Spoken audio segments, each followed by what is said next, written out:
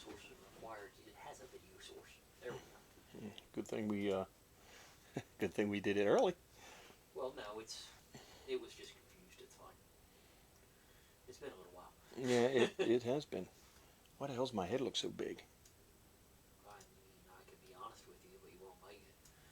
It's because your head's big. No, my head's not big. Put a hat on if you want. No. Braden just posted a pic. He sent me a picture with him, a snakehead with that Johnny Cash reel. I said, name me 5 Johnny Cash songs, and he hasn't answered yet. We got a whole 3 viewers. All right. Well, that's 3 more than we had 10 minutes ago. Oh, I got to turn the volume down. And Jody Severance is watching. What's up, guys? Wow, they're coming on early today.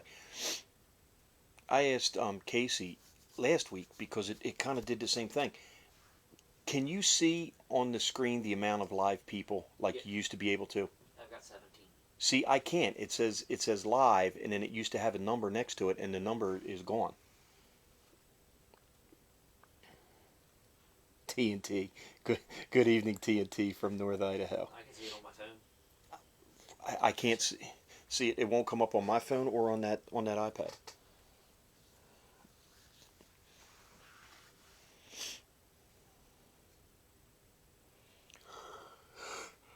Damn, I'm tired.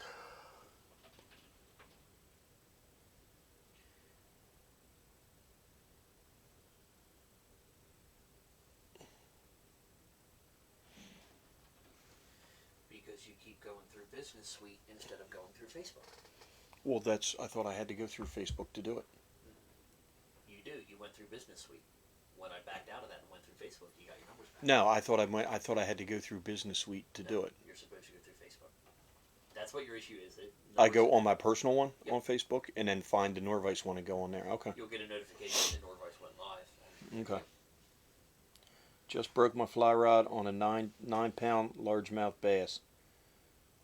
Well, if you broke the fly rod, how do you know it was 9 pounds? I hope you still got it in. It makes for a better story. Stop yawning, you'll make me tired. I've been in Alabama for the past 5 days, and I just literally got home about 45 minutes ago. Yeah. So it was a long day in the car. Hey Terry, what's up, bud?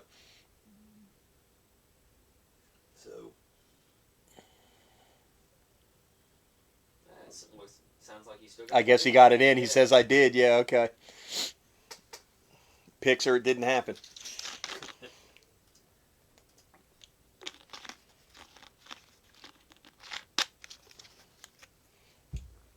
Can everybody see me and hear me okay? It's been a while since we've done a live. Yeah. I think it was early June, maybe. Well, we had the one where we lost the power. Remember, we were supposed to go live and we lost power. And then we had one. And then we had the one in Connecticut don't know how to drive. Yeah, we were stuck in traffic coming home from the trip up to Cape Cod. Trip that we're going to talk about tonight. Yeah. All is good. Okay. I think that's what that's, but yes, sir. All right. Hey, Mike, what's up, buddy? He said, I didn't know that you were into archery. Did you see that? Yeah, that happened a lot. Yeah. Yeah. I'm a complex dude. You haven't signed into the business things on your phone with the archery page yet, so I still get the notification from Facebook. Yeah, I know. I get all confused about that. What are you tying? Tonight we're tying striper flies. We put a poll out last week when Braden was tying, and we were going to either do snakehead or striper, and to my surprise, actually, by a landslide, striper won. So I've got three patterns. One is a very, very traditional pattern that everybody should know, and then one is one of the patterns that we were fishing, or very similar to one of the patterns we were fishing up in Cape Cod, and then the last one is my all-time favorite striper fly. So, fun fact, the last year they had data for was 2018. 9% of anglers across the country targeted striped bass at some point in 2018. That's why Striper won. Oh, the sights look real good. Oh, just wait, brother. They're going to look a lot better here. I need 2 of me, or I need about 48 hours in a day, but we'll get her figured out for sure. I found out that you are into archery, and that company that makes True Ball releases sights is located here in Lynchburg. In Lynchburg, yep. Yep. I was talking to the True Ball boys today. I was before the whole fly fishing thing and all this. I mean, this is years ago. I was way into archery. I shot professional for a couple of years. It was a big part of my life, and I started making some parts and pieces to combat some of the issues that we were having. And this is back, I was like 20, 21, 22 years old. And then life got in the way, and I just kind of got out of it. And you're calling me life nowadays? Yeah. And the gentleman that I was working with, he kind of took the company on and built it into a legitimate, I mean, it's a standard in the industry. Oh, Rob Giannino is watching from Iceland. Oh, cool. Him and Tim are over there right now. Cool. What's up, dude? It's been a long time since I've heard from you. I actually have been expecting a call. After he catches a bunch of brown trout, he'll get back to you. Mm-hmm. Yeah, I'm like, that phone's going to ring any day now. The picture next to my name is the bass I caught. It's his profile picture. Hold on, can I pull that up here? No. It looks big in the profile picture for sure, but it's like that big. I can't see it. So, well, all right. 26 whole people. Well, we were up and then back down, so. Okay. All right, so we're starting the sharing up again tonight, and we're going to do it a little differently. To be honest, we got yelled at by a bunch of guys that run groups, because apparently every Sunday night we'd have half a dozen different shares to the groups. They were, and some of them they were getting nicely mad. Told to deal with it. Yeah. Other ones we worked with, but yeah, they were getting mad. We're starting the sharing back up, but we're going to ask that you only share to your personal page. And now, if you own a business or you have like other pages on Facebook, if you want to share to them, that's fine. But you can't share to the big groups, because I don't feel like getting yelled at by another admin that doesn't tie on a Nor-vise and is mad at us. Yeah, it's that's what it boils down to, and it just, I don't know, I don't understand it. They're fly tying groups, and we share fly tying content to fly tying groups, and they get upset. So whatever, just share to your local page, your personal page, and then if you have a business, feel free to share. And if we can get, I don't, this is new, I don't know what the numbers are going to look like, so we'll say for every, I don't know, what do you want to do? We got a bunch of March Madness t-shirts. Since we're sharing the personal pages and 25. we haven't been on here tonight, let's do 25. Okay, so for every 25 shares, we'll pick a winner, and you'll get a t-shirt. We've got a bunch of the March Madness. We're out of some of the sizes, so you'll either get a March Madness or the black or white or gray Nor-vise t-shirt. So, all right, let's get started here. What is up with Mike Collier? It's like Mike Collier is watching, and it just keeps repeating itself like 30 times. I do not know. He must be flipping on and off. All right, so. He was sharing, and every time he shared it went Yeah, and I'm going to get hate mail tomorrow. Yeah, from a guy that runs a mock fly group. All right, let's move on. So, I just lost my train of thought. Okay, so we were, as I mentioned earlier, we were up in Cape Cod, 3 weeks ago now? Yeah. And we had a fantastic trip fishing with Cape Cod on the fly. Patrick, what's his last name? Cassidy. Okay. Patrick Cassidy. So if you're heading up there, first of all, Cape Cod is awesome, and second of all, if you're looking for a first rate, for real guided trip, look up Patrick Cassidy, Cape Cod on the fly. Maybe somebody can drop a link in the in the notes there.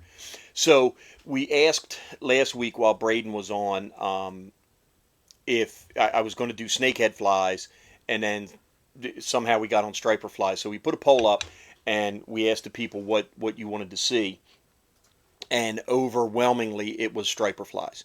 So we're going to tie one of my all-time favorite striper flies, which is the traditional Clouser.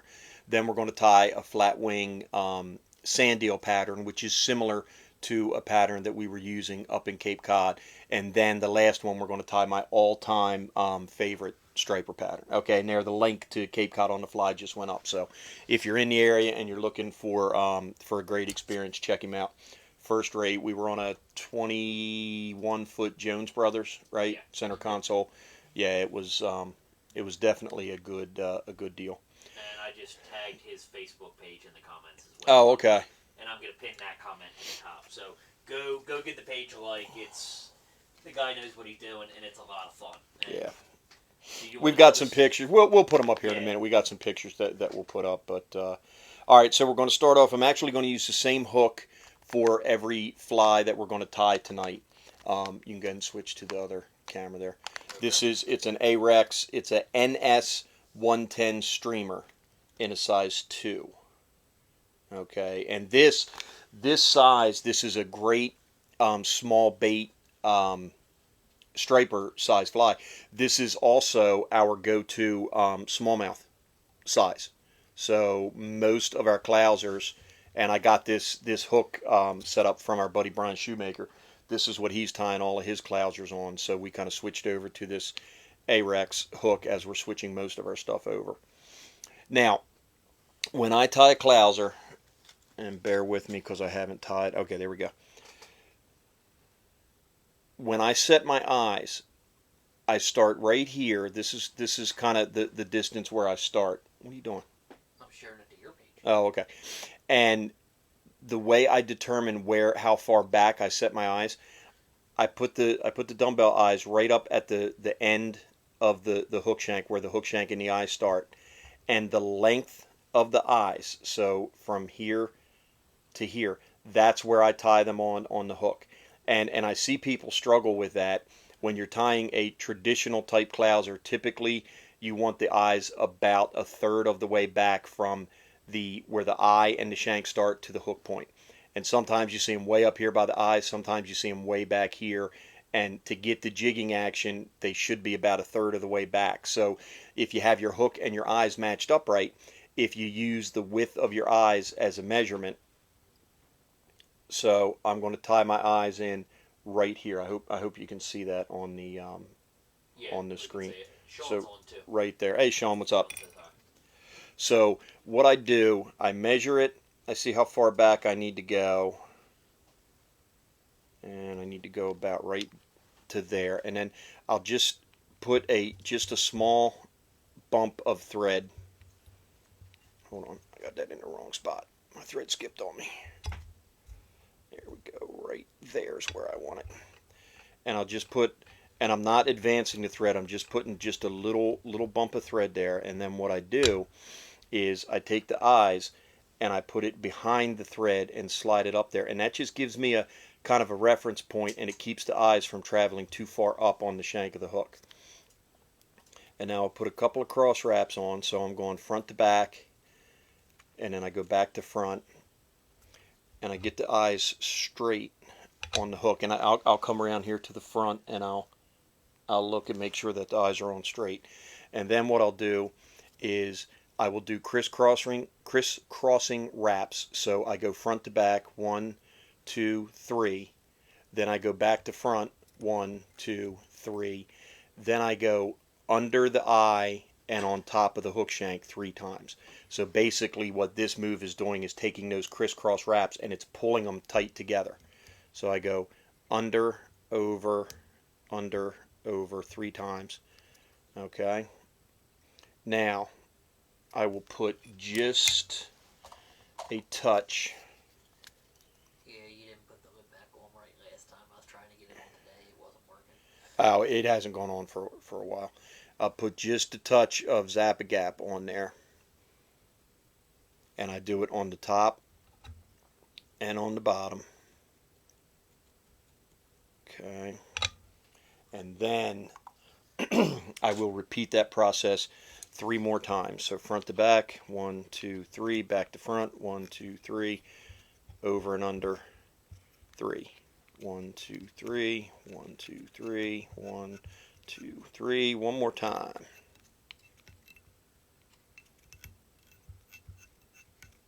And you're going to finish with your thread just in front of the eyes, just a little bit advanced from where your eye meets the shank of the hook.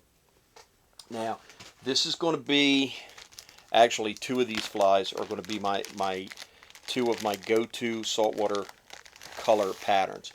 This is going to be what I learned earlier this year, at least in Central PA, they call a triple Clouser. So the wing is going to be 3 colors. It's going to be white on the bottom, My food's still on the smoker. I'll be back.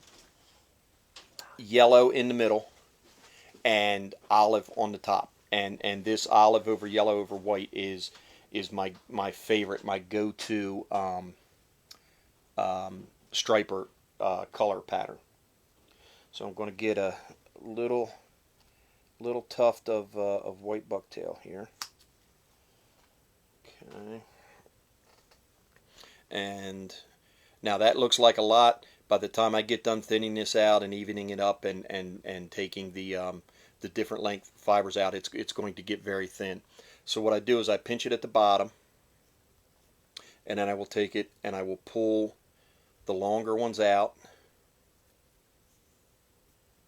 Okay, and then when I have most of those out, then I will pinch it at the top, and then I will slide my fingers down and pull all the short ones out. Now see, these are all different length fibers that are no good for what I'm doing.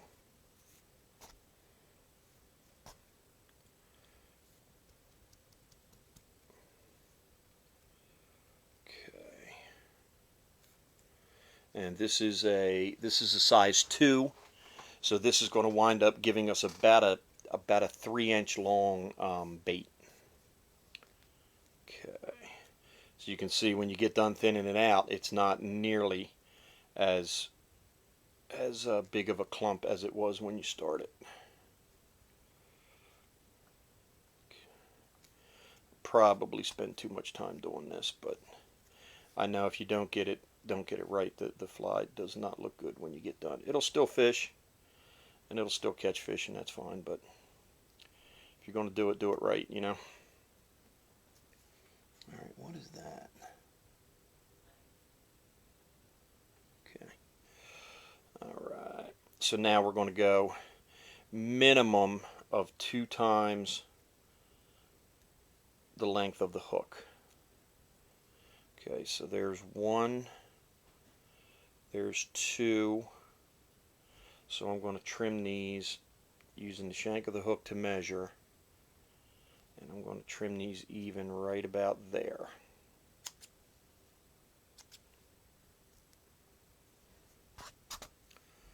Okay. And I'm going to switch hands. Got deer hair all over me. And I'm going to do a couple of loose wraps. I'm not putting a lot of force on this, and that will just allow the thread tension to kind of hold the material on. I'm not going to let go with my left hand, but then I can come here and I can manipulate this so that all of the hair is up on top, and then I can kind of, I'm not going crazy with the thread tension, and we're going to clean all this up later. Okay, now I'm going to take this and I'm going to go over top of the eyes, and I'll show you this here in a second. And now I'm behind the eyes, and you got to pull this tight.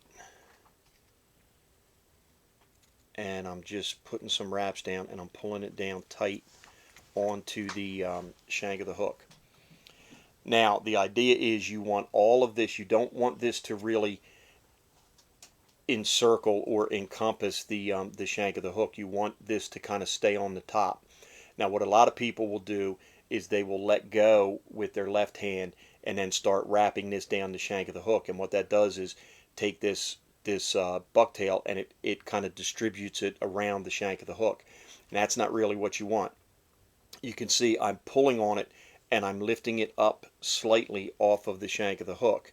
And then I'm just going to put kind of loose spiraling wraps like barber pole wraps back just to about the barb of the hook. And then I'll put a couple here on the end to tie it down, and then I'll cross them over going back up to the top. Okay. And now one of the things that I do, when we were doing a lot of striper fishing, which we did at one point do a lot of striper fishing, a lot of times I would cast these, let them sink to the bottom if we were fishing off the beach, and I would just drag them through the sand and retrieve them real slowly and just kind of let them drag across the stand. Well, what happens is when you're doing that, this area of bucktail is just getting raked over the sand constantly. And a lot of my flies, you would see this would rub through, and you would have kind of like a mohawk where you would have bucktail standing up this way and bucktail standing up this way. So I started doing this, and this kind of helped it. So what I'm going to do, I'm going to crisscross wrap just like I did when I tied the eyes in, and I'm just going front to back, and I do about 5 of them, and then I do the same thing back to front, and I'm basically putting an X of thread on top of the eyes, and it looks just like that. I asked Braden, I'm like, so are you on the live? He's like, no, I kind of forgot about it. I'm going to go hop on now. Uh-oh. We're going to have to go dark on the sound because my batteries are going dead. Hold on just a second. It's flashing at me.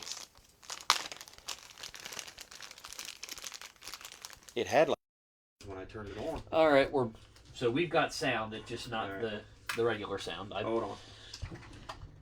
Yeah, so Braden completely forgot to log on. He's okay. on now. I was on his last week rooting him on, but I guess I don't matter. He's trying to think of the name of Johnny Cash songs. I just sent a Snapchat out to a handful of my friends, and one's in the group with Alex and Johnny in Dallas. Mm-hmm. And Johnny goes, I was just watching on Facebook, X Pattern. X Pattern. X Pattern over the eyes. Oh, okay. Who, that was Johnny that said that? Johnny's all right, cool. All right, so that's going to be the bottom of our Clouser. So it's nothing fancy. It's basically just white bucktail. Remember, when you're tying colors, generally our bait fish are smaller. They're lighter on the bottom and darker on the top. So when you're tying a Clouser, it's kind of you got to remember that what you're looking at in the vise is actually the bottom of the fly. So you got to keep that in mind. So now, being I'm using the Nor-vise and I have the inline shank jaws. We don't have to take the fly out of the vise. We can just flip it 90 degrees, and we have full access to the underside, which will eventually be the top of the fly, and we can start tying our top wing. So I will typically put 1 strand of Flashy Boo. You can use Crystal Flash. I kind of bounce back and forth.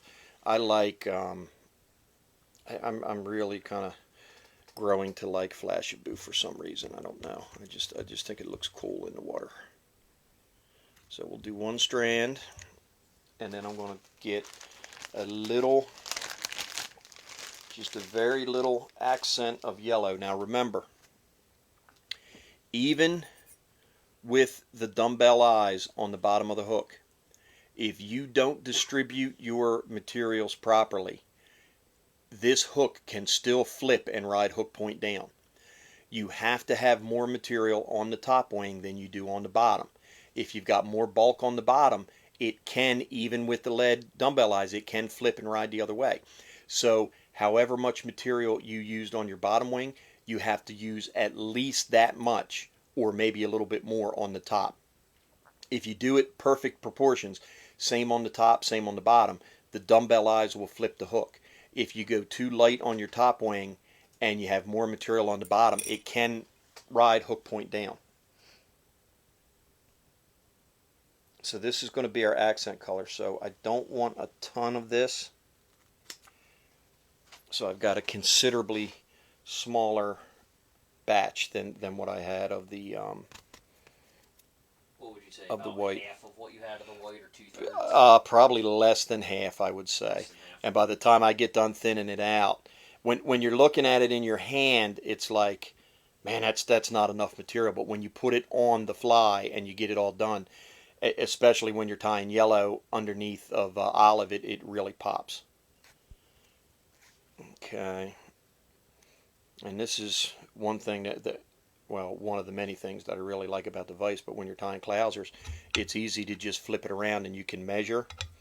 You want your top wing to be the same, if not just a skosh longer than your bottom wing. And for those of you who don't know, you can look up the word skosh and tell me what that is. Just right there. And we're going to trim it. And watch that hook point, and I'll show you a little trick to take care of that as well. Okay, and then I can manipulate these so that everything's up on top. Yeah, Braden commented we were throwing him under the bus. Oh, yeah. He said, love you guys. Nah. So, if you're prone to stick yourself with the hook point like I am, take your bobbin tip. You can cut them down if it's a smaller hook and just put that over the point of the hook, and then you don't have to worry about jabbing yourself with a hook. That was the first one that I ever removed in a fly tying class, was a Clouser, and the guy did almost the same thing that D did. He ran it right into his forearm, and we had to perform a little surgery. All right, so now I'm going to put one more little strand of flashy boo in there. Remember, we're tying flies, not Christmas trees. You don't need 10 tons of flash, especially when you're in clear water, which the water up there was unbelievably clear. Sometimes we were in like 6 or 8 feet of water, and you could see down to the bottom with no problem. It was pretty cool. Yeah, the best part was watching your fly surf up on a wave and watching the fish come through the wave after that. Okay, now we've got an olive, and I'm just going to about a third more of the olive than what I have of the yellow.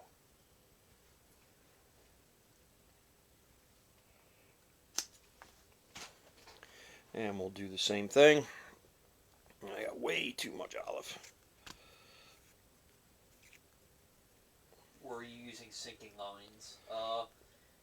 Dad we're going to be next time. Dad had on a full intermediate. I had the Scientific Angler triple density. So my top section was, the front section was like a sink 3 to a sink 1 to an intermediate. But that water was ripping so much, the flies were skating across the surface. Next time I'm going to have lead core. It didn't matter what you did. You cast out, mended, do whatever. Within a very short amount of time, your fly was skating up on the top of the water. That water was ripping. It was moving. And I mean, we caught tons of fish, and we caught some good fish. We caught some really good fish, actually. I got to believe that the bigger fish are deeper. They're underneath the smaller ones. So next time we go up, at least for an experiment, I'm going to have some... 10 weight with a T14. I'm going to have... Yep. And we're going to go to dredging. So that's going to be my final top wing. Okay, and we'll come in. You can see I'm coming in like this, and then I'm very carefully kind of feeling for that hook point, and I just get my material there where I want it. And I'll put a couple of 2 or 3 loose wraps, and then I can take this and I can kind of pull it up so I can get all this material up on top of the shank of the hook where I want it. Okay, now we're going to cover that nose up, but before I do, I'm just going to put a little bit of super glue. Is Sean in Florida? Sean and McMinn were in Florida. Yeah, last week. okay. I think he's home. Okay, because I saw pictures that Sean was posting, and I didn't know that he was down there. Yeah. Now what I'm doing is I'm just going to the eye of the hook, and I'm just going forward and back, and I'm just going to basically cover up his whole nose. I do this because I think it builds durability into it.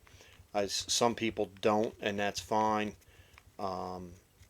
This is the way that I learned how to do it, so this is how I do it. Just make sure that everything's all covered up. You get a nice clean looking nose on there.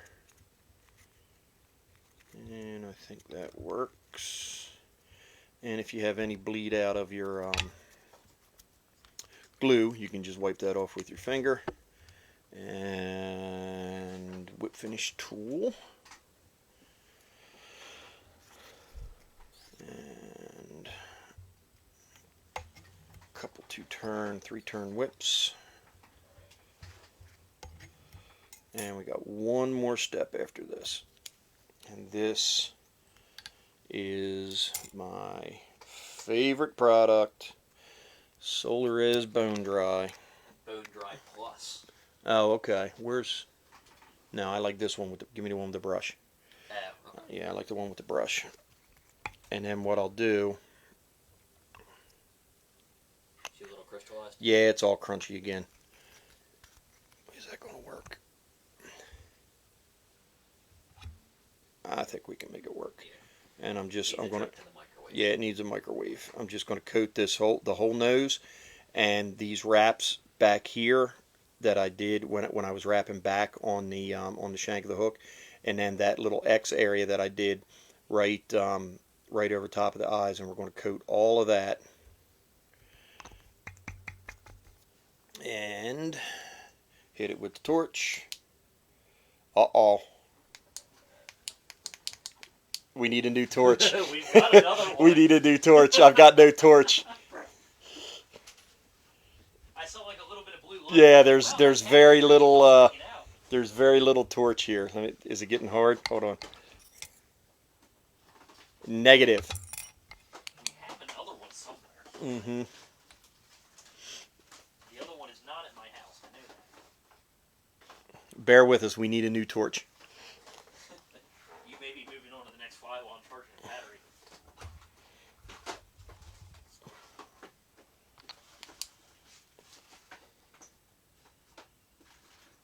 Everything's dying on us tonight. I know. Well, you can tell we haven't done one for a while. We're out of practice. Let me see. Yeah, that ain't gonna work. Do you have the one in there? You don't have it? No, it's not in there. I don't know where it is. All right.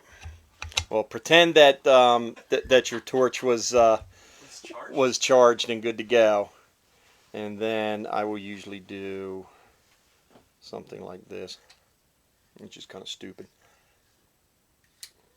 Okay, but there is your finished triple Clouser. Go ahead and go to the big camera.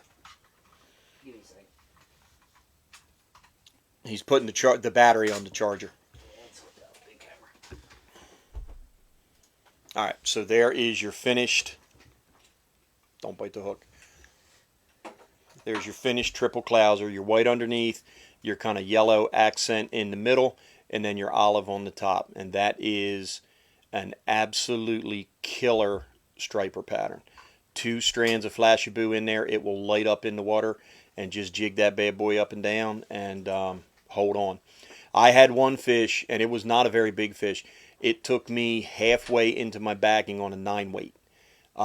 They just those open sea striper, they know how to use the current so much to their advantage. And I was in the back of the boat, Tyler's in the front, and the guide's like, he's halfway into his backing, and Tyler's going, well, stop him. I'm like, I can't stop him. He's doing his thing. So it is cold water. It was about 58 degrees. Yeah. And there is a lot of rips and a lot of stuff going on, so it's very oxygenated water. All right. So you'll start to get the fish in close to the boat, and all of a sudden the fish tells you, no. And Hey, right Sean, what's up? loose. Throw me right under the bus. Yeah, it's okay. So, yeah, that's my version, or the way that I was taught how to tie Clouser. I don't know if Brian Shoemaker's on here or not. If I screwed it up, then I'm sure he's going to tell me, because he learned how to tie Clousers from Bob Clouser. But I think that'll pass. I thought he learned from Ed Hayes a couple No. weeks ago. Now we had a very in-depth discussion about Clousers this year on a smallmouth float, and I passed. I think I got a B. I think so. What I got is a B. So I don't think anyone's gotten a grade. I'll take a than B. From Brian yet. So, and this this white olive over yellow over white is my favorite, especially in the saltwater. My second favorite is blue over pink over white for saltwater. We were fishing olive over pink over white for smallmouth this year, and that was working very well too. So that's where I got the term triple Clouser, because they've got the three different colors in the wing. So you like there you go. Blue better than the two olive? The dark olive over chartreuse over light olive? It's dark olive over I like that one too. Dark olive over chartreuse over light olive. I like that one as well. Yeah, I like that one as well. All right, so questions on that? Let me hear them. I've just completed a dozen Clousers using Mickey Fin colors. Yeah, Mickey Fins are good. That would be a killer shad fly too. Yeah, for sure. Okay, second fly. This is a kind of a variation. Back in 2006, 5, 4, I guess, when the striper fishing was really good around our area. It's dreadful now. It's not even worth going. But we were really into it. And there's a couple of books, and this is one of them. It's called Striper Moon by Kenny Abrams. Okay, can you see that on the screen? Yeah, I can see okay. it. Okay, so Kenny Abrams he's a New England fly tyer. He ties a lot of flat wings, and in the book, which is cool, and I didn't know this at the time. Let's see if I can find some of them. All of these drawings, these illustrations, he did in the book. So it's a thin book. It's a paperback. Great book, and if you're into striped bass fishing, I would definitely look to pick up a copy of this. But a version of this pattern came out of that book. And let me see here.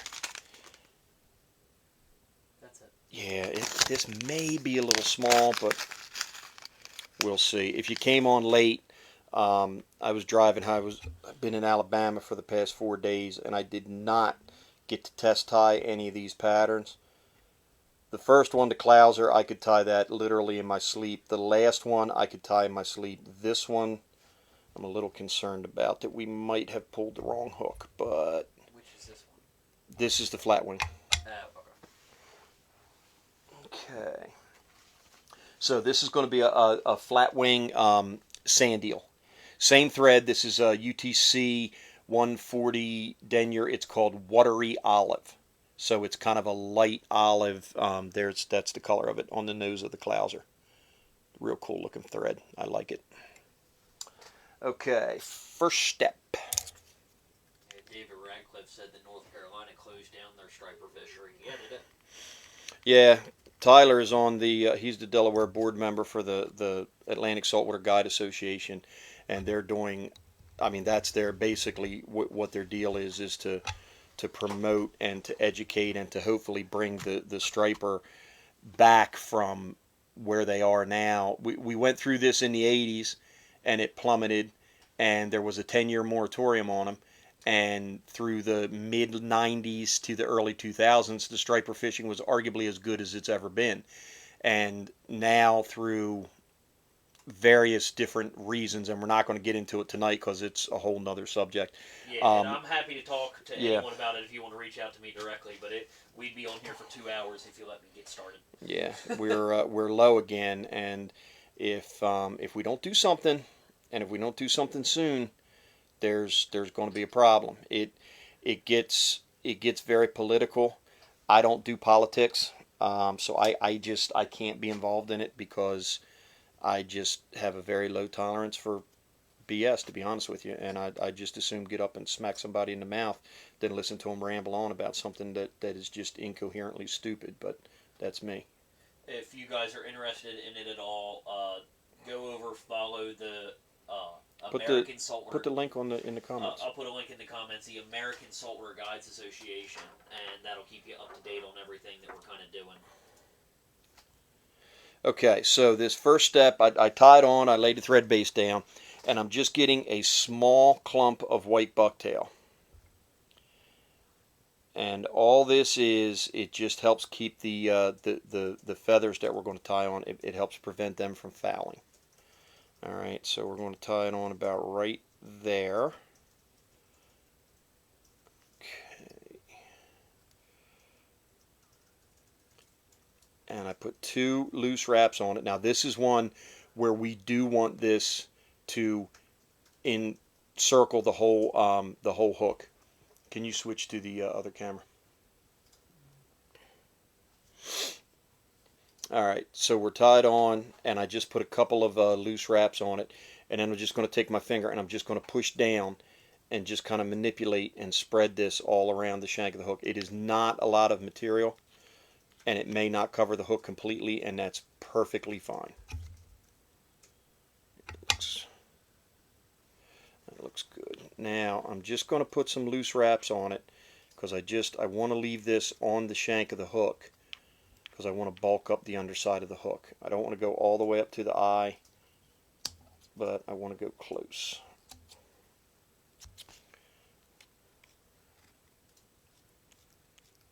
Alright, and then we'll go back here. Ooh, don't play with that hook point. Back to the back. Okay, now I'm going to get a couple strands of flashy bow.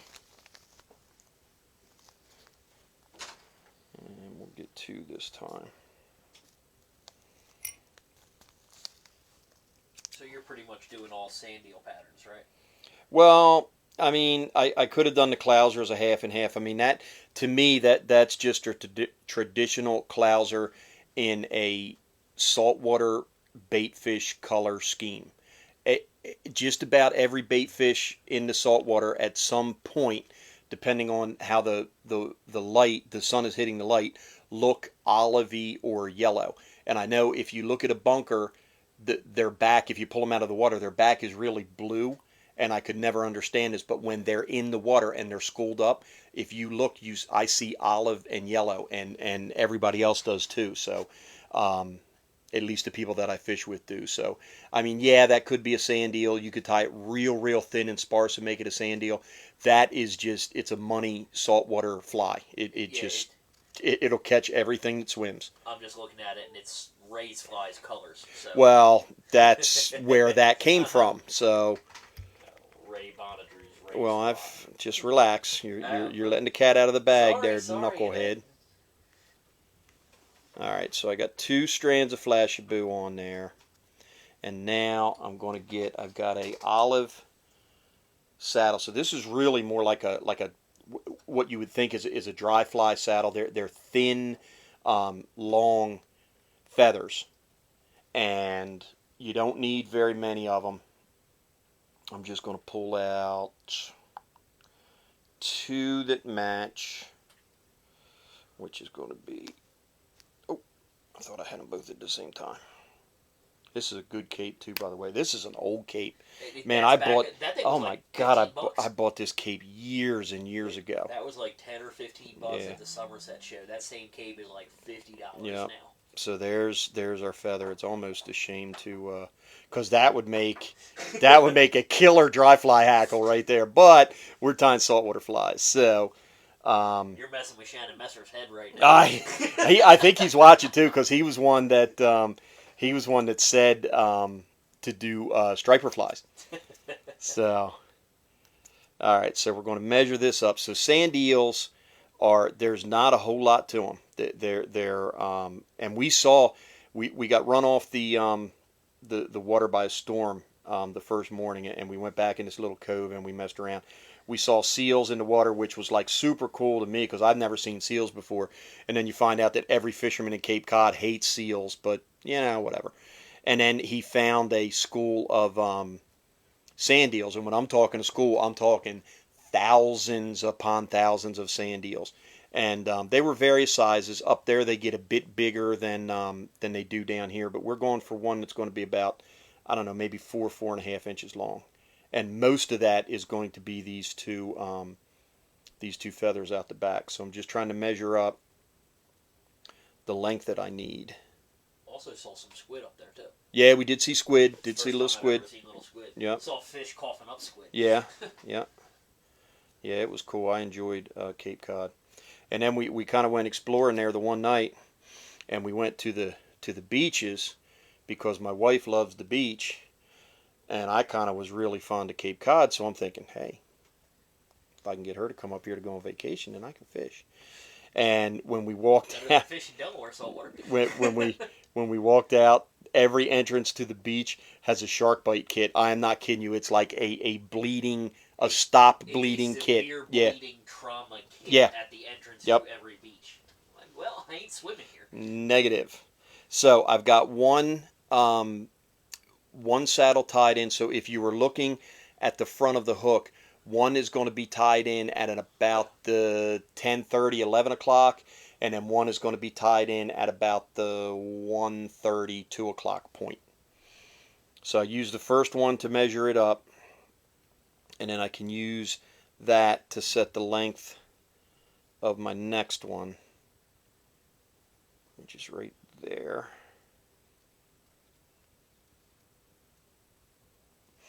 And then what I do, this is the same technique you can use if you're tying deceivers or any other really feathered type of fly. What I do, I strip I left a little bit of feather on there that's not going to be in the fly.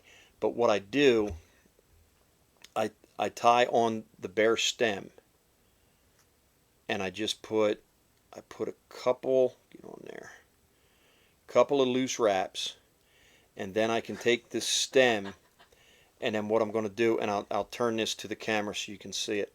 I pull the feather back into the thread wraps like so. See how I pulled the actual material of the feather back in, and then that helps it from rolling around the shank of the hook. So I guess Sean's wife is listening to it with him, and Sean commented this. He said, Missy said we all think the same about fishing on vacation. She says Michelle does not want you fishing on vacation. Well, it's your vacation too. It is my vacation too. I work very hard to provide for my wife, whom I love very much, if she sees this. So if you want to get on a boat, she's not. I know she's not watching, or she'd be screaming from upstairs right now. So if you want to go out on a boat with Patrick a couple times, you can go out on a boat with Patrick. Oh my God! All right. So now, and I'm going to repeat that. So I'm actually going to put 4 saddles on, because these are a little thin. It's been a while since I've tied this type of pattern. Super cool patterns. One word of caution I can give to you: don't go crazy with your casting, because if you go cracking the whip on this thing, it's going to foul like nobody's business. Wonder if you should put like a mono loop under it or something like that, if it would help support it a little. I don't know. I would learn how to cast before I worry about putting a mono loop on it. It's kind of like, you're putting something in to fix a problem that if you just did it right in the first place, it wouldn't be a problem. I don't know. You can know how to cast and deal with saltwater wind and it not matter. Well, if you're an amateur. Like you. Like me. Yeah, I was casting great. Okay, and then same deal. I just stripped a little bit off. And I'm going to... She's like, Michelle doesn't want to fish under vacation. Ed commented, kiss ass. How's that camper coming, Ed? You're going to get a test. I was going to say, did you go to... have you planned your trip to Arizona yet? Was it Arizona or New Mexico? I don't know which one it was. I know it was hot and it was a desert. I know that. All right, so there's our tail. So we got that little bucktail underneath as a support, and that will help with the fouling. We got a couple strands of flashaboo, and then I've got 4 tented is what they call them, saddles off the back. Wow, Buzzy goes, mono loop will help even an amateur saltwater fisher like you. I think he's talking to you. He ain't talking to me. He's talking to me. But it's Buzzy. It talks sand eels. He ties more sand eel flies than I think. He anybody probably I've does. ever I met. know. His head's exploding right now. Like, no, that's not how you do it. I'm gonna get a text here from Yeah. him in a minute too. Like, that's not how you tie a sand eel. All right. Now, I wish that, and I looked, and I wish I either had a lighter hackle or darker craft fur. So the colors are going, it'll fish, and once this gets wet, it'll darken up, but it's going to look a little funky on the on the fly, but it'll be fine. So I've got some olive, and I've got some white craft fur. Now remember what we just talked about. Not most, all of our bait fish are light on the bottom and dark on the top. This one is going to ride hook point down. Okay, so I've got my feathers on, and I'm just going to advance my thread up, just kind of lashing that stuff. Now I got some stuff that kind of walked around there that I want to get out.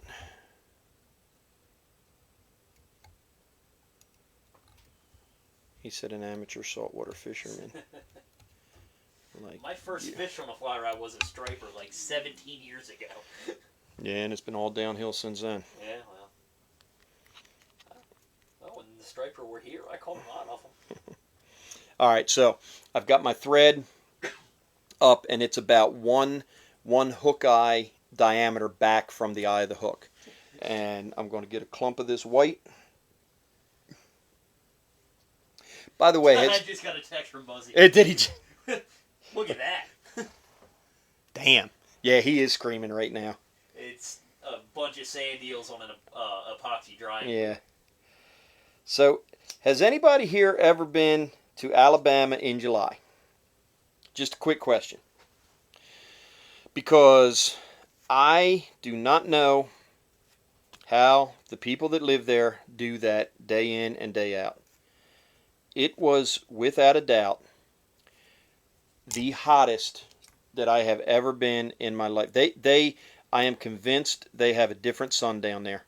I walked across the parking lot in the middle of the day and almost passed out, and that's not a lie. That's how hot it is down there. And it was all day. It's hot when you get up in the morning. It's hot when you go to bed at night. It's just hot.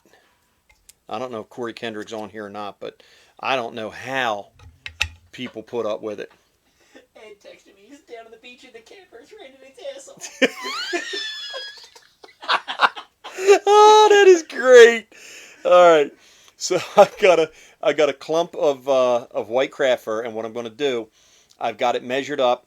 You can see I took this little comb here, and I combed out all of the kind of under fur, for lack of a better term, and I have a nice even clump.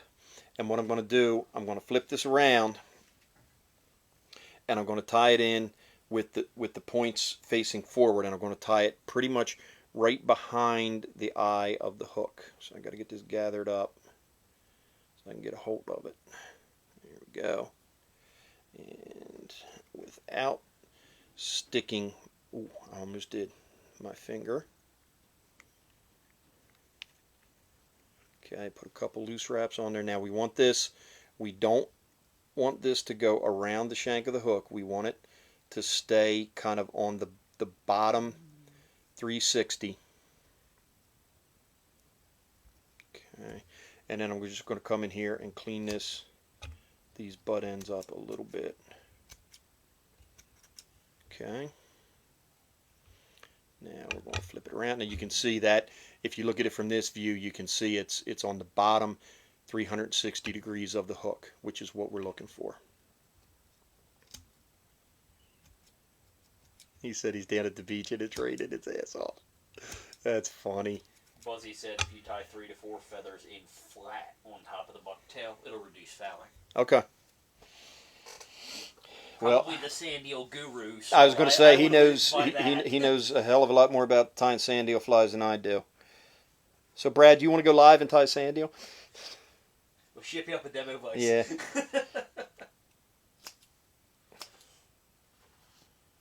He's looking at it. He's like, I'd have had a dozen done by now. All right, same deal. I got a clump of olive, and I'm going to use my little comb here, get this under fur out. That's the stuff that comes out of the bottom. You want to get that out. This is not the fair flies, big fly fur, because I don't have the right colors. I would prefer to have used that because it doesn't have that clump of underfur stuff in it, but I didn't have the right colors. Okay, and I'm going to even these butts up. Boom. And I'm going to flip it around, and I'm going to lay it right on top, just like so. Switch hands, and get a couple of loose wraps on there. Now I can take, like I said, I don't want this to go all the way around the shank of the hook. I just want to distribute it, so I've got the white on the bottom 360 and the olive on the top 360. Now I can tighten this down pretty good. Okay. Fresh or saltwater stripers? We were fishing for saltwater stripers. Buzzy goes, well, yeah, on that black vice that I use. Yeah. We were fishing for striper in the saltwater. Would be your proper term, correct? They are considered a saltwater fish. Just because they come up into freshwater to spawn does not make them a freshwater fish. I would think that would make them an anadromous fish. They are, but if I go and I pick up any of the fishing guides... So the important thing that we've established is that I was right. All right. You want to get into contact with me with stripers? So I've got my olive on the top, I've got my white on the bottom, and I've whip finished, so we're tying right in the middle, and I've got all this stuff hanging out of the end, and I'm just going to clean this up a little bit. Okay, and now, damn it, I knew I forgot something. I can make one real quick. There you go. There's my high-tech. Oh, hold on. There's my high-tech tool, which is just a pen cap that I just ripped apart with my teeth. That's all right. Dennis makes enough money off of me. So I'm separating the olive and the white. What? Buzzy sent a video of all the sand eels he's tying. It's getting to be that time of year. Everyone's prepping for albies and stuff like that, so... Okay. Ooh, these black and purple ones look good. And I got a little bit of bleed over on the white, but that's okay. Okay, now, I guess I could have left my thread on. I chose to whip finish and take it off, but either way. Okay, now let me get this off.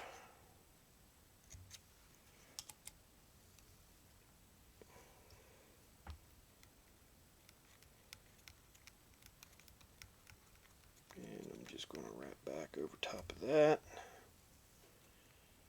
Okay. And yeah, I screwed the timing up on this one. This is why you test tie.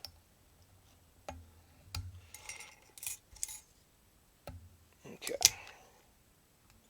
Now we're going to get a piece of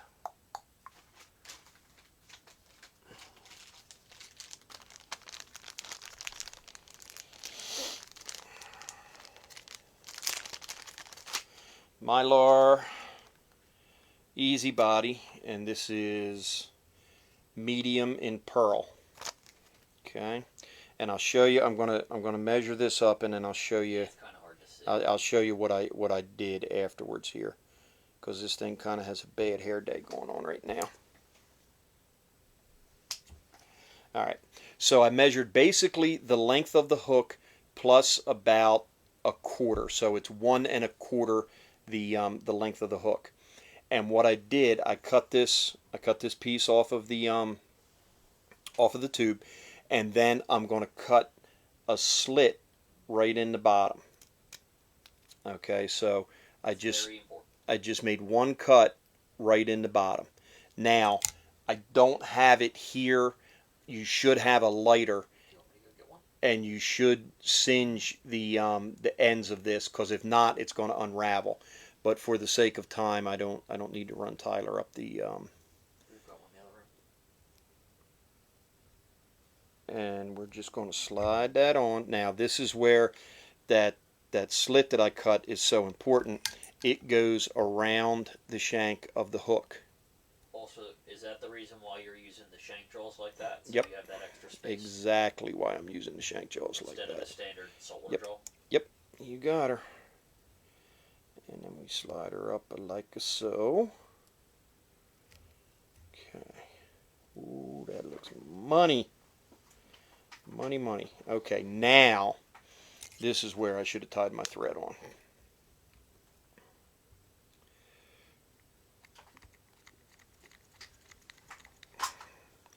Now I will tell you, this right here is the hardest part of this pattern, and that's capturing this easy body without crowding the eye of the hook. And I'm going to tell you right now, it is not easy.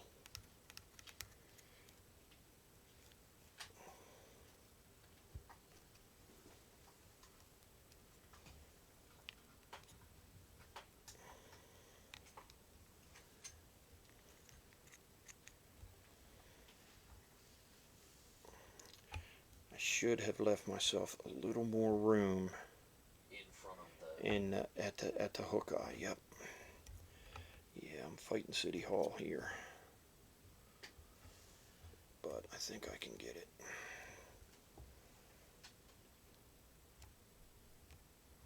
Yeah, you don't want to tie when you do the reverse tie on the craft fur. You don't want to tie it right up to the hook eye. You need to give a little room. You need to give it a little room in the back. Like a hook eye with back Yes, from the hook eye? exactly. Okay. That's the one thing.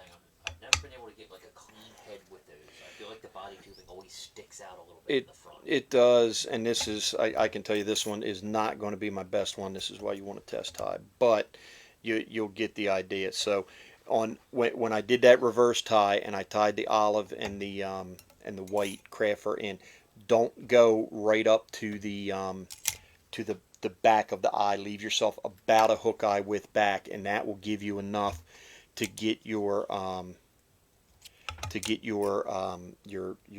tubing. It'll give you some area to get your body tubing on there, and give it a little bit of a cleaner head than what I've got on here now. All right, one final step. This is a striper fly. So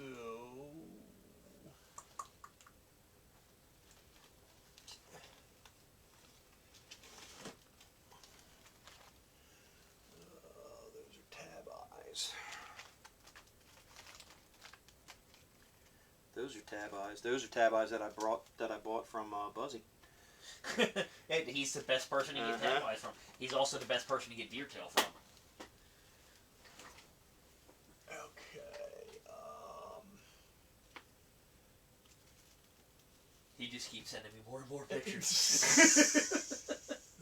It's getting ready to be Albie time, and he ties for a handful of shops and just cranks them out. Okay, hold on. I gotta find the right eyes.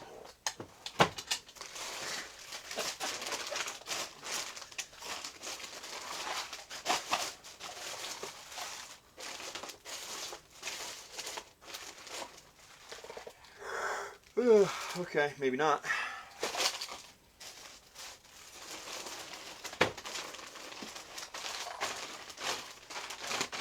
Well, you're not going to be able to epoxy. You're not going to epoxy tonight anyway, so. Yeah, that's true, because I don't have my I don't have a charged light, And I just tested it, and it's not charged. Okay, not so charged enough. we would put a couple of small flat prismatic eyes on either side. Then I would use what is that? Solarez Thick Hard, and we would coat the top of it, and we would use the bodkin to spread it all around, and all over the body tubing. We would coat with Solarez, and that would make that super hard and durable. Hit it with the light, and then we would have a finished sand eel, right? Craft fur with the feathers sticking out of the back. This one's about 4 inches long, which is a decent sand eel representation. This would be epoxied back here, so it would help with the fouling, so it wouldn't wrap around the hook, and it would look just like one of the little sand eels up in Cape Cod. Big camera. So there you go. Right. You want to get into some of the pictures Questions? from our trip? Sure, you can put some pictures up there. Anybody have any questions on that? Let me know. So this is what we were catching with.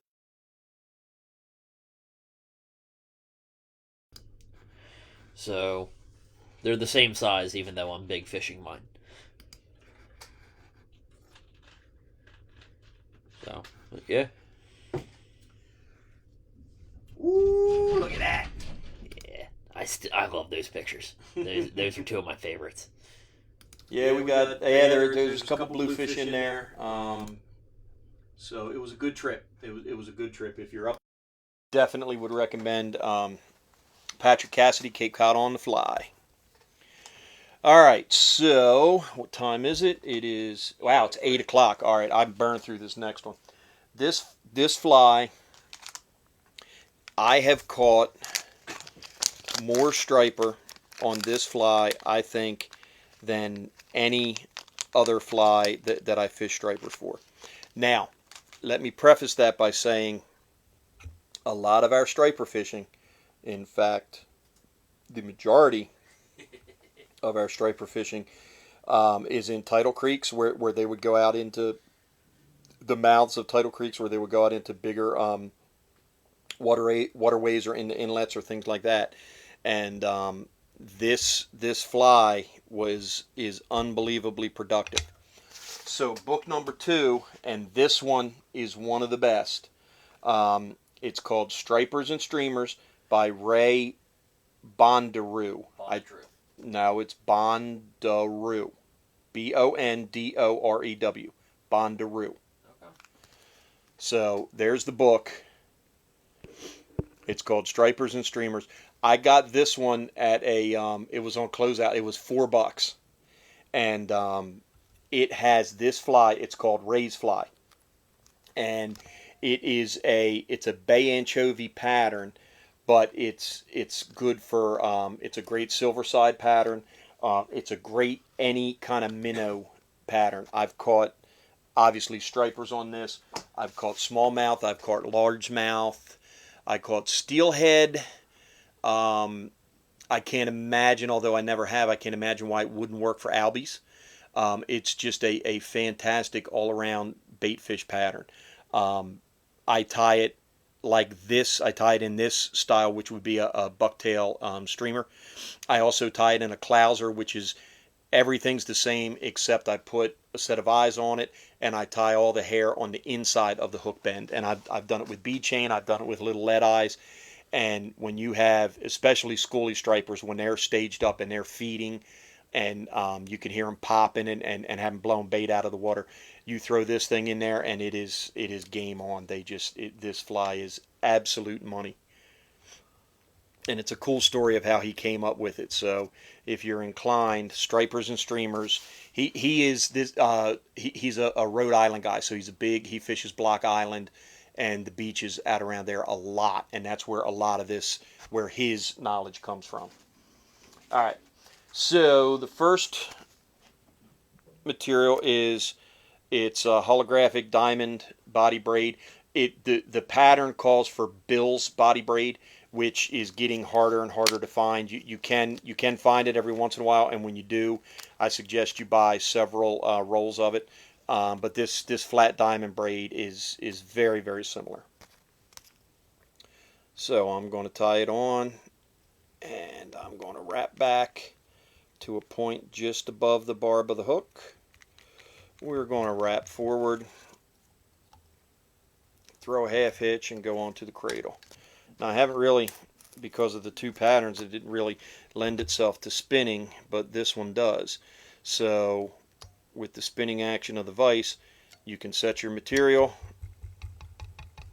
and just walk that right up the shank of the hook, and you get a nice flat, even, not lumpy, not bumpy body on there.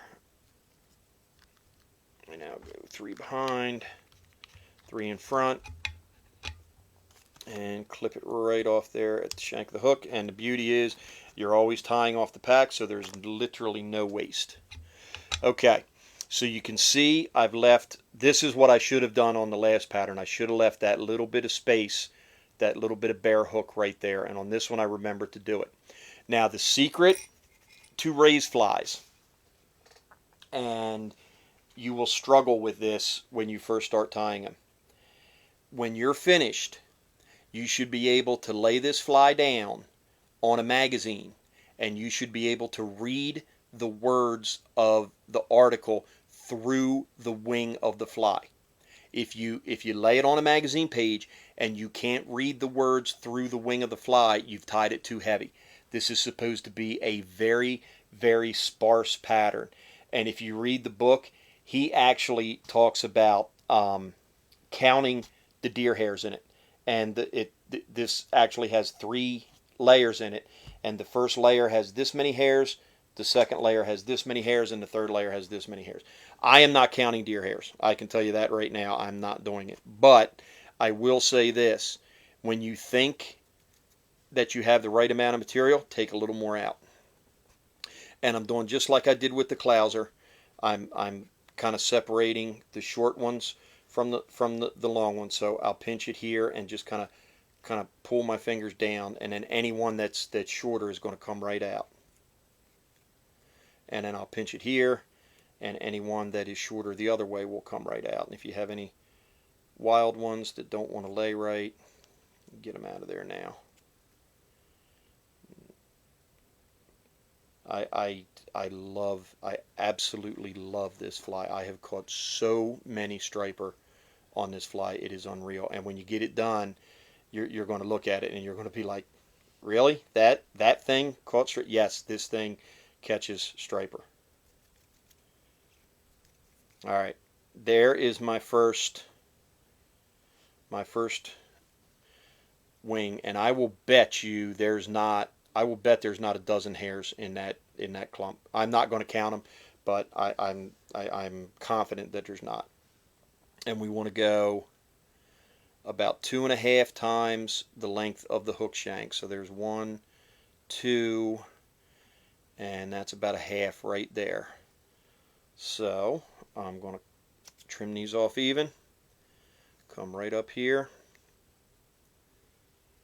and tie them right in on top. Now there's one in that book, there's one very interesting thing about this fly. And he absolutely swears. He calls for, it's an old eagle claw. I think it's a 254 eagle claw hook, which is not a stainless steel hook. It's a steel hook, which you typically don't see in saltwater flies. And he did a lot of testing with this, and he absolutely swears that there is something in the stainless material that the striper can feel with their lateral line, and they are more apt to hit the steel hook version versus the stainless steel hook version. And he did a lot of tests where he would fish 2 of these in tandem. One was a stainless, one was a steel hook. He would catch the fish on the steel hook. The stainless would be in the front, the steel would be in the back. He would catch the fish on the back fly, which was a steel hook. He would switch them and put the steel hook in the front and put the stainless hook in the back, and the fish would start eating the front fly. So I have not gone to those lengths, but it's enough that he felt the need to write it in a book, so it may be something to think about. If you are fishing steel hooks in salt water, just make sure you rinse them at the end of the night and just lay them out to dry. So you know how we always joke around about how our phones are like listening to us? Mm-hmm. I just logged on to Facebook and it's trying to tell me to add Kenny Abrams as a friend. Oh, really? It popped up, yeah. Imagine that. All right, so we've got this little sparse white wing, and then I've got 1 strand of flashy bill. Now we're going to come up with the yellow. Jock Scott counted. We've got 15 hairs. He counted? He counted. Okay. Well, that was pretty good because I said I bet there's about a dozen hairs in there, so for not counting. Now, as you go up, you want your wing to be a little fuller, but not a lot. And like I said, you're on this pattern, you're better off to go too sparse than too full. He goes like 10, 15, 20. Something like that, yeah. Yeah. Yep. And I am not counting deer hair. I'm sorry. I'm not doing it. If you want to count hairs, you count them. I'm not doing it. And then each one gets just a little bit longer than the previous one. Not much, just so that they're not, so you got a little bit of taper so that they're not squared off and they have a kind of a flow to them.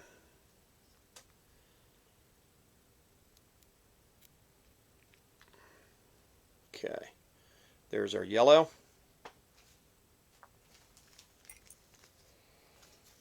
And one strand of Flashy Boo. This is the fly the last time we were down with Sean. And remember Ethan was struggling and he was getting a little bit upset. And I took his thing and I rigged it for him. This was the fly that I rigged on it for him. And he started absolutely hammering fish. Well, part of the reason why the time before he was having an issue, he was throwing one of those and he bounced it off of the steel wall and he didn't have a hook on it for like 15 minutes and the fish are hitting it and he's strip setting as hard as he can. Yeah. Jock Scott makes a good point. He goes, the great thing about steel hooks is if you deep hook a fish, you can cut it off and it will rust out and the fish will be able to get it out in a couple of weeks. That's a good point. Yeah, it's a As good opposed to point. Stainless, the fish is probably going to die. And I mean, I deal with metals all the time, and certain metals have certain properties. And I mean, it's not anything that I've ever heard before, but I can see where it would have some merit to it. Now, I don't know how many people are going to be tying on Eagle Claw 254 hooks, but it is definitely something to think about. So there we've got our white, we've got our yellow, and now we're going to come in here with our olive, and we're going to go just a smidge longer than the one before, which is going to put us about right there. Whammo. No, you did this in like a nighttime color too, right? The same fly. I did. It was called. I called it Ray's Night Ray or Ray's Night or something like that, and it was lavender over purple over black. Black over purple over. I'm sorry, black over lavender over black over purple over lavender. Yes. Because you've got a bunch of Clouser, or those Clouser still in the box. Yep. From 15 years ago. Yep. Okay, so there's white, yellow, and olive, and then we've got one more thing. This is a kind of a cool little accent to it. Do you prefer straight or crinkled bucktail hair for this? I actually prefer crinkled bucktail hair for just about everything. I think it's typically, if you have a crinkled bucktail, it's softer, it's easier to manage, it lays better, and it gives you a fuller look with not nearly as much bulk. I think it swims better too. Alright, so I've just pulled out, I've got 4 peacock curls. They'll last about 3 fish. No, they'll last, enough. They if you catch 50 striper on it, they're going to be gone, but if you catch 50 striper on it, who cares? And it just gives this just a little dark accent on the top. There you go. Now, I'm just going to clean this head up.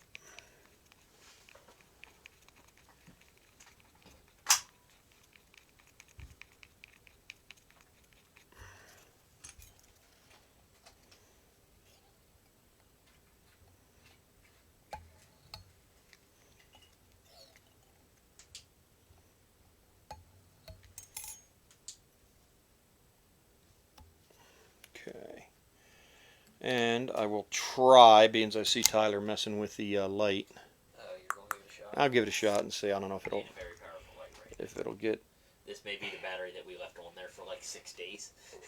Well, What happened was, we forgot. just a little bit of solar as bone dry on the head. Do you put any on the body braid at all? Nope.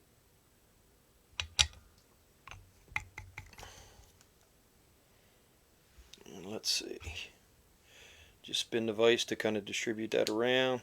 Oh yeah, that'll do it. May need to hold it on there a little longer,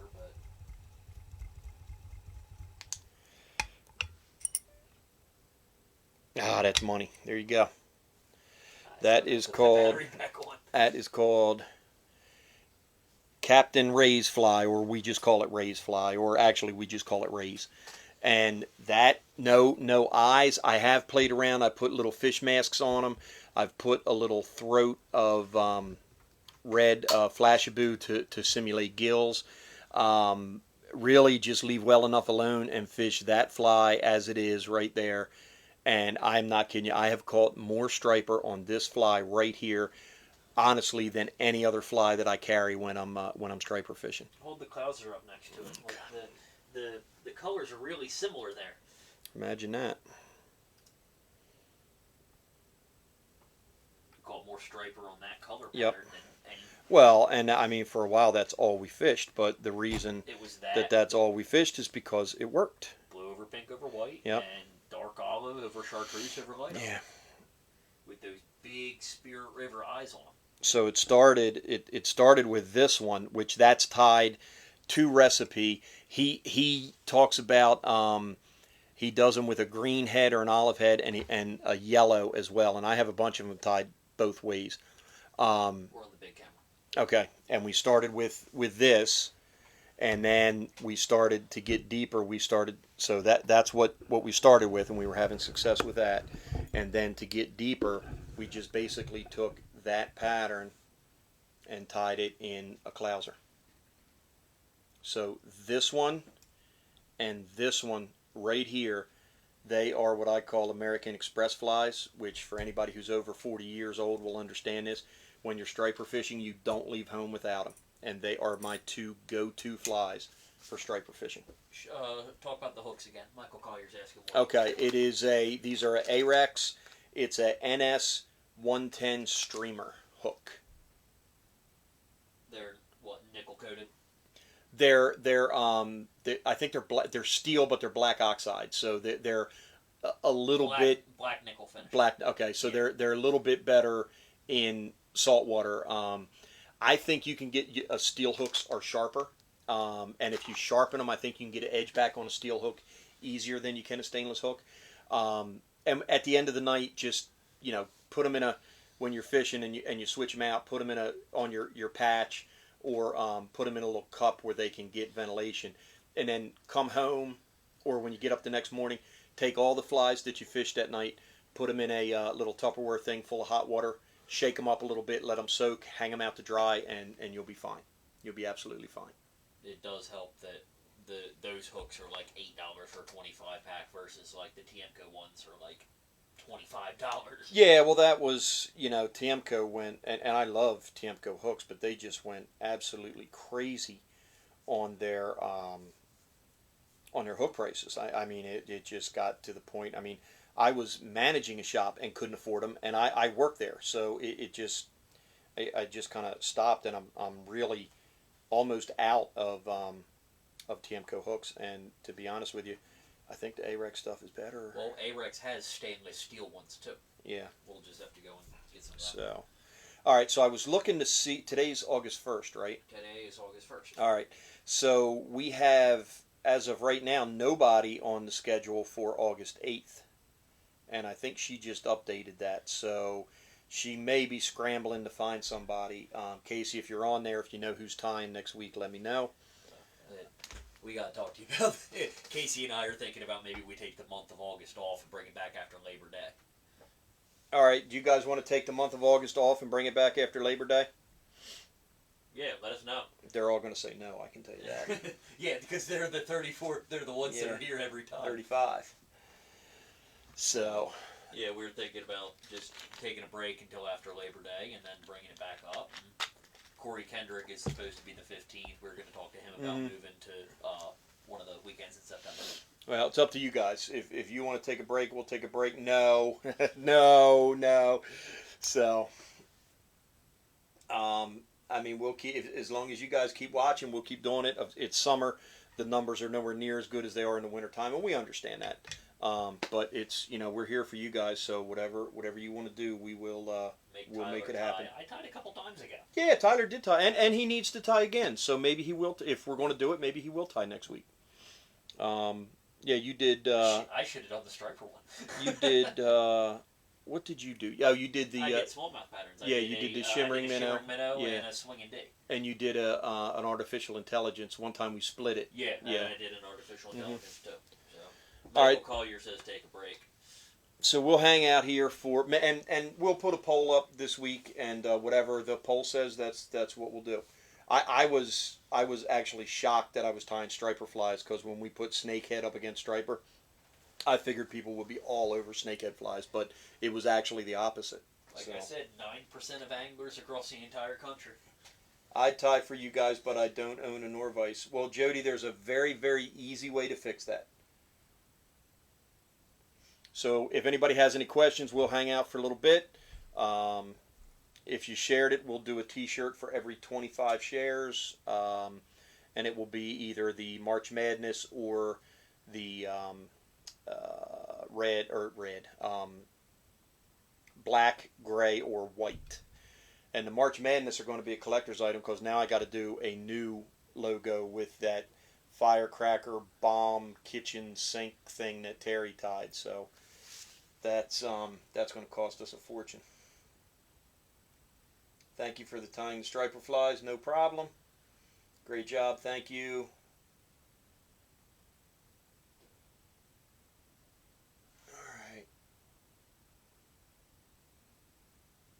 It looks like it might be it. So it is 8:23.